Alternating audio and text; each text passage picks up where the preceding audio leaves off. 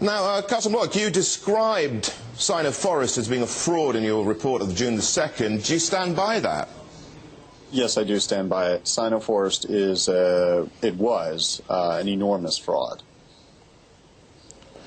Now, we've seen a bounce back in terms of the share price here. Some people are seemingly not believing you on this. You say that you've got further information to release. Can you be more specific? Well, we've continued working on Sino-Forest, and we're analyzing it, analyzing the accounting closely.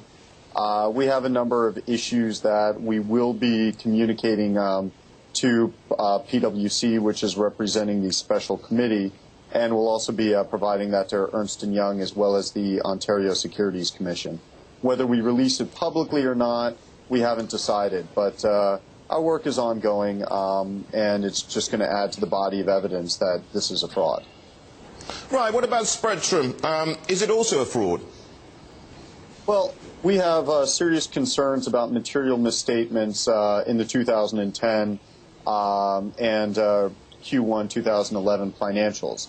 To correct the record, I did not state, or I did not mean it to be taken that I was conceding I may have misread the financial statements. The point that I was making with respect to Spectrum is we identified a number of red flags. Now, in our experience, these red flags will typically lead our work to uncover a smoking gun. If we've misread these red flags and they don't mean that there's a fraud, at the very least then the shareholders will benefit because the company is becoming more transparent. Now, we had a rebuttal from Needham Group and Chardon Capital Markets. It seems to have assuaged investors' fears here. So do you think at the moment, well, your research is being outweighed by their positivity here? And do you think, well, you obviously wouldn't think this, but they could be right here, couldn't they? Well, look, every stock on which I've published that's been followed by analysts at the time I published has been vigorously defended by all analysts except for, as far as I can recall, Michael Dung of Canaccord, who conceded pretty quickly on Rhino International that there were problems after he went back and did his work. I think every single time there's been a company so far in the China space that's been shown to be a fraud by the auditors resigning or directors resigning, you've had analysts pound the table right after the report has come out and vigorously defend the company. So I don't take that too seriously. I mean, if anything, I kind of view it as a good sign that I'm onto something. Right, Carson Block, what about this, okay? Let's talk about the ethics here. You go short, you release a report, bang, the stock goes down, you made a lot of money. Doesn't that make you feel uncomfortable?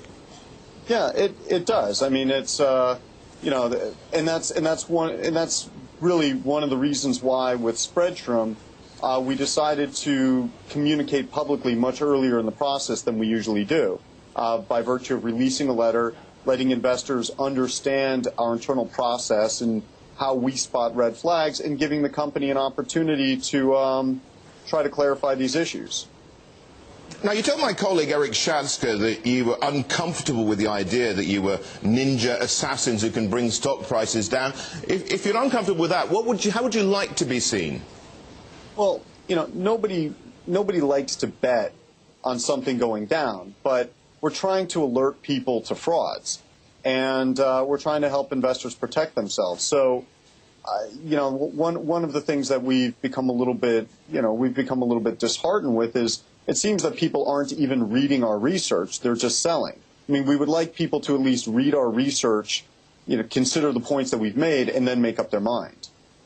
So wouldn't it be better, I mean, if you are just interested in also looking out for investors here and there, their money, wouldn't it be better to be communicating with the company in private beforehand and actually creating light at that point and then going ahead and reporting or sending out one of your reports?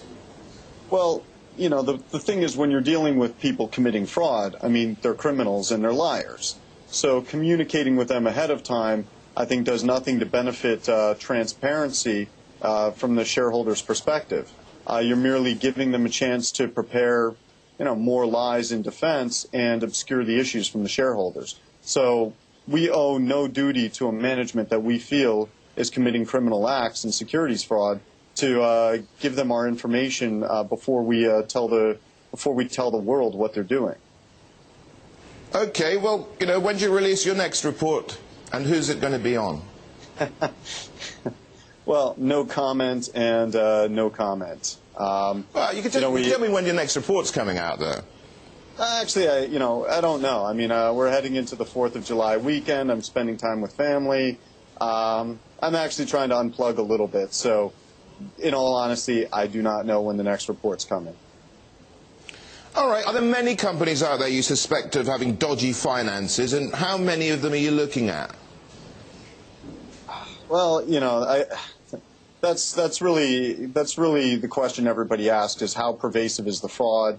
And I think you have to look at it on a few different levels. I mean, I think it's fair to say that fraud in the China space is pretty widespread, because I feel that even the good companies, in order to compete for capital, I think a lot of good companies have had to cut corners on their financials. So the extent to which that's occurring is unclear to me at this point, and I don't think we'll ever know the answer to it. But yeah, I mean, we've got a number of companies that we're suspicious of, and we're looking at them, and there's no there's no real magic formula internally as to how we're prioritizing these. We just we just see which ones kind of develop the fastest in terms of the case that we're able to build.